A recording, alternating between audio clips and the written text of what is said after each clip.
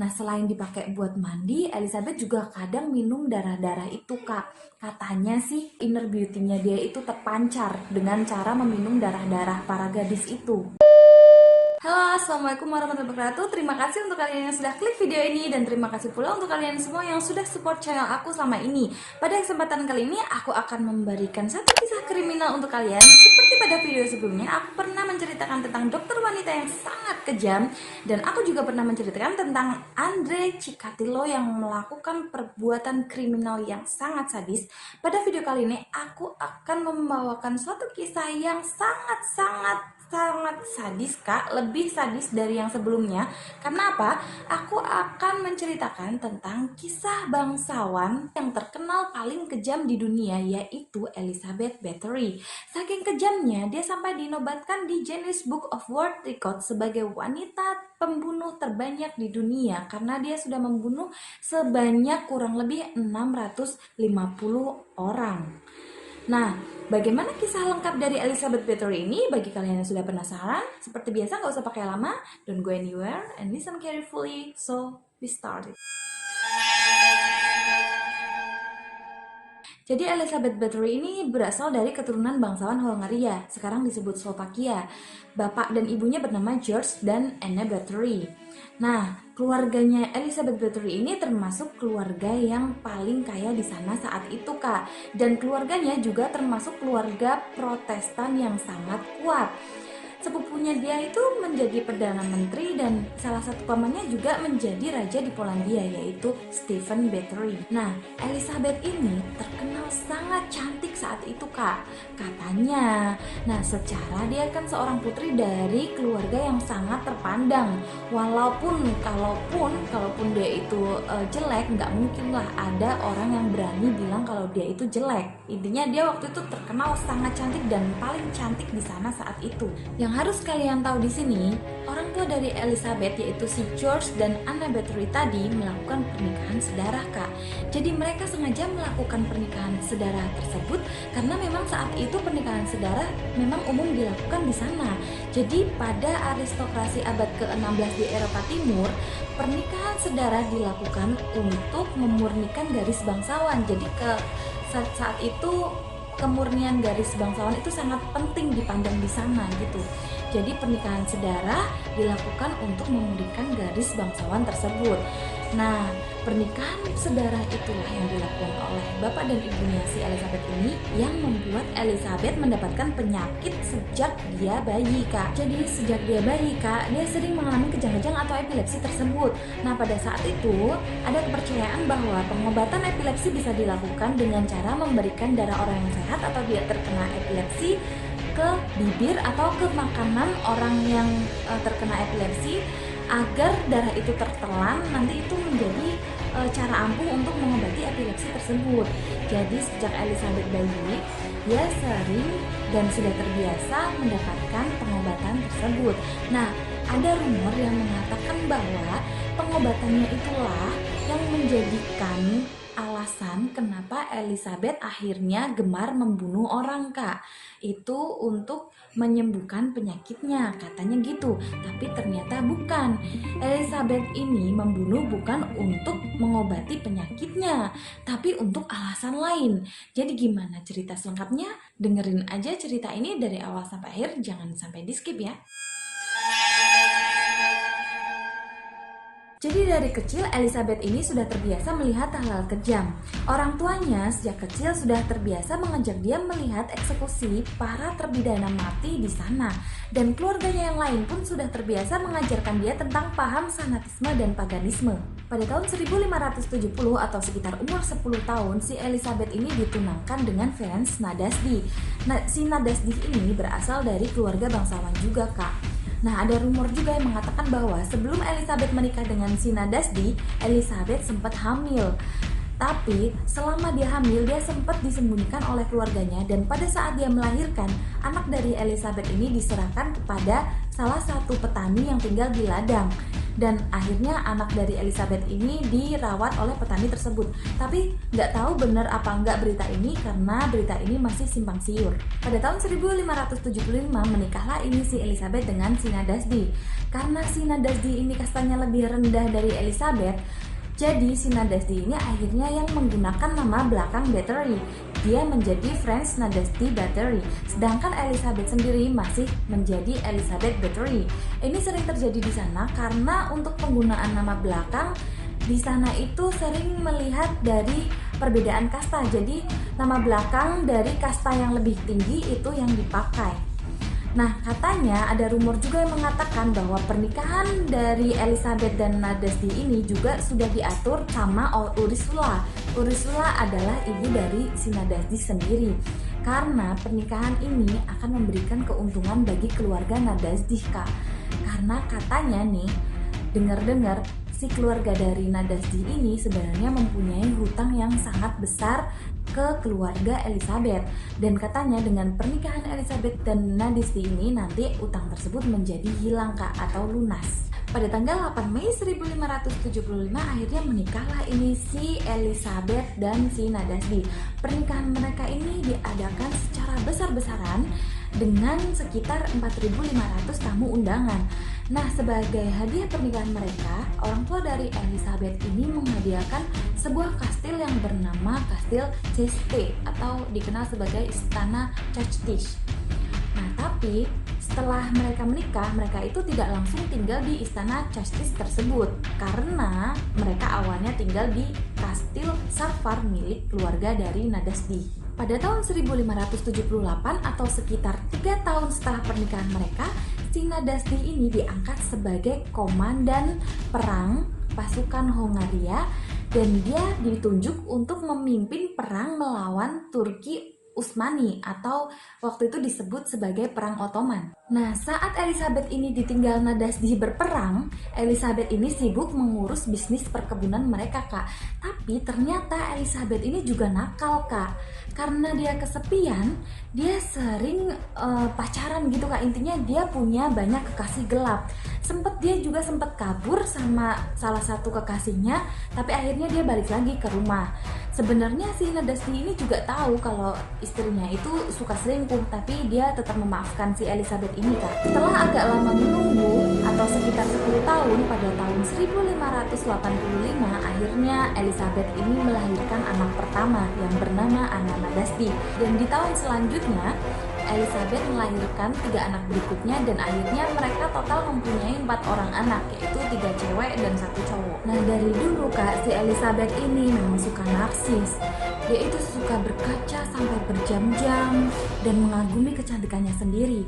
Si pelayannya sering memergoki Elizabeth berbicara sendiri ketika dia bercermin.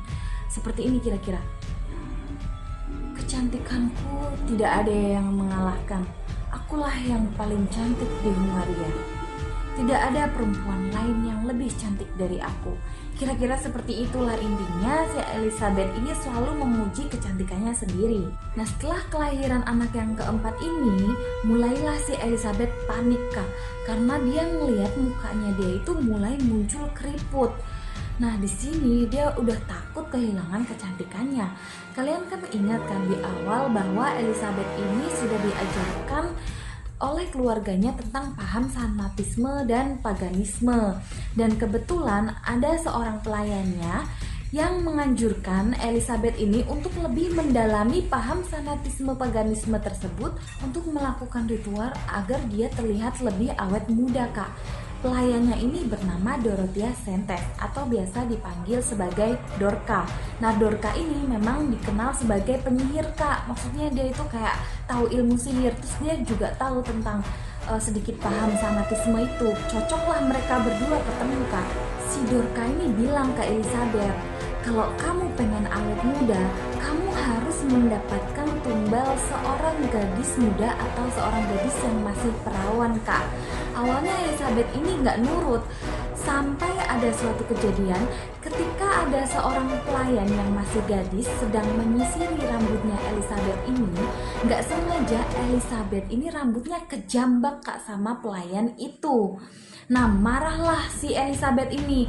Dia itu langsung mampar si pelayan itu kenceng banget sampai keluarlah darah dari bibir si pelayan itu. Kebetulan di situ ada si Dorka Kak. Lihatlah dia ada darah di bibir pelayan itu. Dia langsung ngomong nih sama si Elizabeth. Nah, itu ada darah.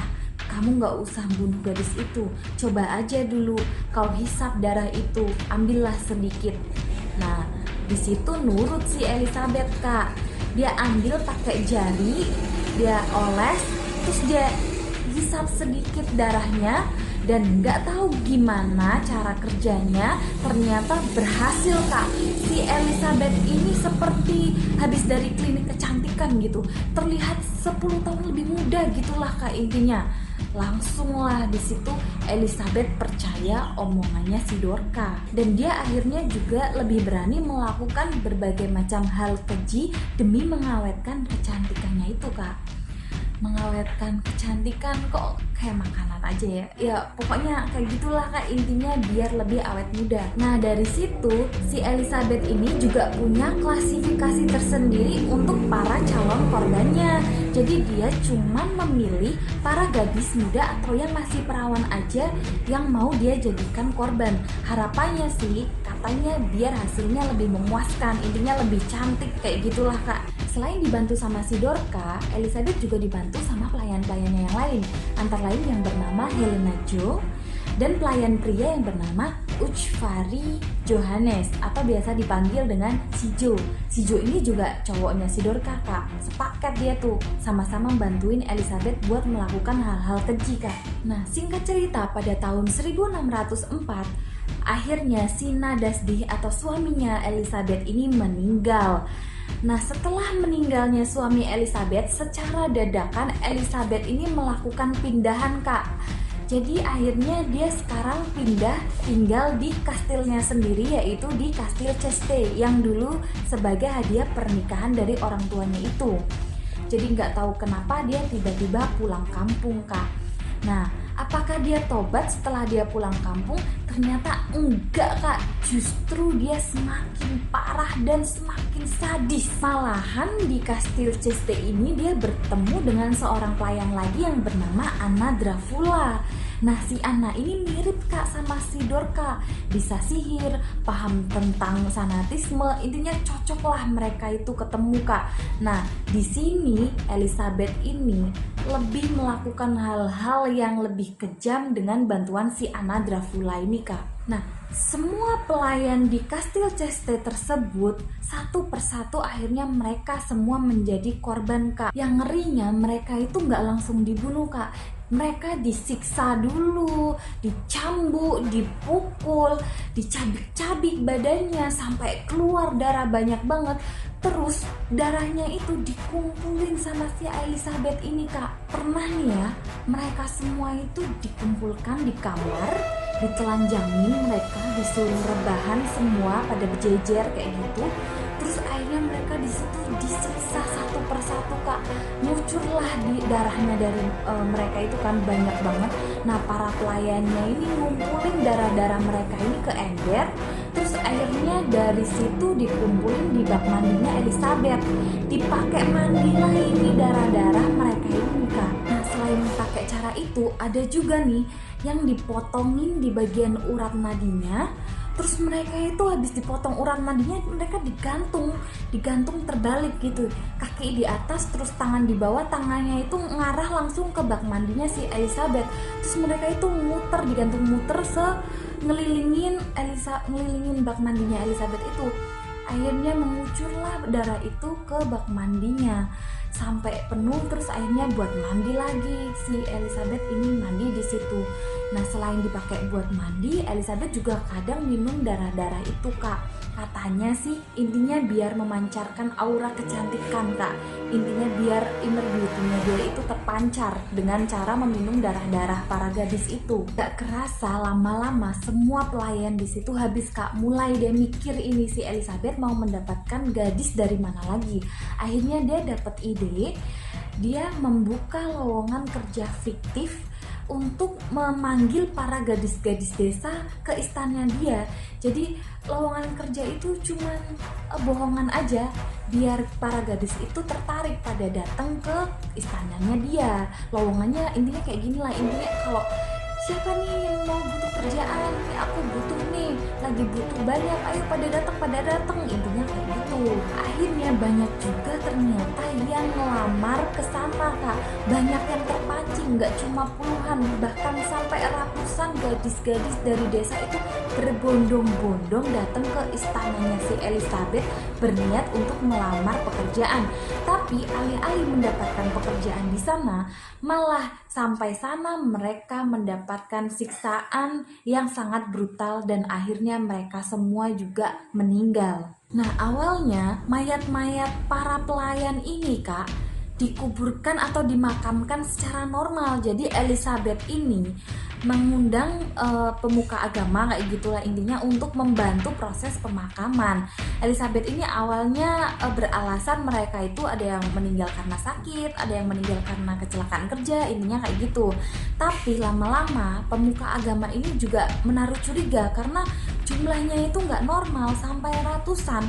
Akhirnya dia itu nanya sesuatu ke Elizabeth, intinya curiga kayak gitu. Dan kalau Elizabeth nggak mau jujur mereka mati kenapa, si pemuka agama ini nggak mau bantu untuk pemakaman itu lagi.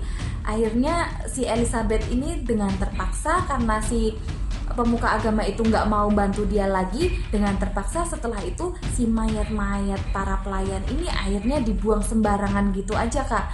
Ada yang dibuang ke samping kastil, ada yang di kebun belakang, ada yang dibuang ke laut, ada yang dibuang ke sungai, dan banyak juga yang masih menumpuk di dalam kastil, terutama di bagian ruang bawah tanah itu Kak. Sampai situ si Elizabeth ini masih merasa kurang puas Kak. Dia merasa darah dari gadis desa itu kurang memberikan hasil yang maksimal. Akhirnya dia pikir kalau dia bisa mendapatkan darah dari gadis para bangsawan, dia bisa mendapatkan hasil yang lebih memuaskan. Akhirnya dia mulai melakukan hal itu Kak. Akhirnya mulailah dia mengambil beberapa gadis bangsawan Kak. Diculiklah dia Kak. Nah, hal itu yang menjadi bumerang buat Elizabeth sendiri. Karena apa? Kalau yang hilang itu gadis-gadis desa, kan orang-orang nggak terlalu peduli. Tapi kalau hilangnya gadis bangsawan itu dengan cepat menarik perhatian para kalangan bangsawan sendiri Kak, dan orang-orang berpengaruh lainnya. Bahkan raja sendiri pun akhirnya tertarik untuk mendalami kasus tersebut. Dia akhirnya penasaran kenapa para gadis bangsawan bisa sampai hilang. Pada malam tanggal 30 Desember tahun 1610, Raja mengutus George Turzo atau sepupunya Elizabeth sendiri untuk melakukan penggeledahan di kastilnya Elizabeth Kak. Sebenarnya si George Turzo ini dari awal sudah tahu tentang kelakuan si Elizabeth, tapi karena mereka masih sepupu, si George ini melindungi si Elizabeth, pura-pura nggak tahu. Tapi kali ini karena yang memerintah dia itu langsung dari raja, akhirnya mau nggak mau dia melakukan penggeledahan di kastil Elizabeth tersebut. Nah, di dalam penggeledahan itu mereka sangat terkejut karena mereka menemukan pemandangan yang sangat-sangat mengerikan di dalam kastil Elizabeth tersebut. Mereka menemukan banyak sekali mayat bergelimpangan di kastil itu Kak. Posisinya ada yang masih hidup, ada yang udah mati, ada yang udah pucat berada di atas meja makan, ada yang masih sekarat diikat di tiang. Jadi posisinya dia itu urat nadinya udah di sayap, terus di depan dia itu ada ember buat nadahin darah yang keluar dari urat nadi tersebut. Ada yang masih menunggu giliran juga, jadi ada penjara atau sel di situ, dan di situ banyak yang masih hidup, yang mereka itu sebenarnya masih menunggu giliran untuk dibunuh Kak. Dan yang paling parah itu ada di ruang bawah tanah. Di situ ada puluhan bahkan ratusan mayat tergeletak begitu saja Kak. Dan setelah penggeledahan di malam tersebut, tamatlah riwayat si Elizabeth ini Kak. Setelah penggerbekan di malam hari pada tanggal 30 Desember 1610 tersebut, akhirnya pada tahun 1611 Elizabeth didakwa oleh pengadilan bahwa dia telah melakukan pembunuhan dengan korban sebanyak 650 orang. Selama pengadilan tersebut, Elizabeth tidak pernah datang ke pengadilan.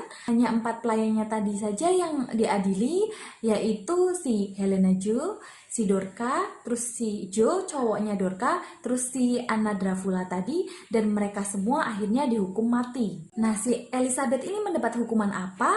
Ternyata Elizabeth malah tidak mendapat hukuman mati, Kak. Jadi kalian tahu sendiri Elizabeth ini mendapatkan hak istimewa seorang bangsawan. Jadi dia tidak bisa dihukum mati dan Raja Hongaria hanya memerintahkan Elizabeth untuk dihukum kurungan dalam kamarnya dia di Kastel Ceste selama sisa hidupnya. Jadi Elizabeth dikurung dalam kamarnya, jadi nggak ada pintu, nggak ada jendela, semua ditutup pakai tembok, hanya sisa satu lubang kecil saja untuk lewat makanan atau minuman. Nah, pada tahun 1614 atau sekitar 4 tahun setelah dia dihukum, seorang penjaga kastil itu melihat makanan yang disajikan buat Elizabeth dari pagi itu nggak tersentuh sama sekali. Nah, akhirnya si penjaga ini mengintip dari lubang tersebut dan dia melihat kondisi Elizabeth saat itu sudah dalam kondisi tertelungkup, diam, dan ternyata Elizabeth ini sudah meninggal, Kak, pada hari itu pada tanggal 21 Agustus tahun 1614 atau pada umur 54 tahun. Walaupun Elizabeth ini sudah meninggal, selama berabad-abad setelahnya, nama Elizabeth tetap dilarang disebut di lingkungan masyarakat Hungaria, Kak. Dan sejarah mencatat bahwa Elizabeth adalah bangsawan wanita yang menjadi pembunuh terkejam di dunia.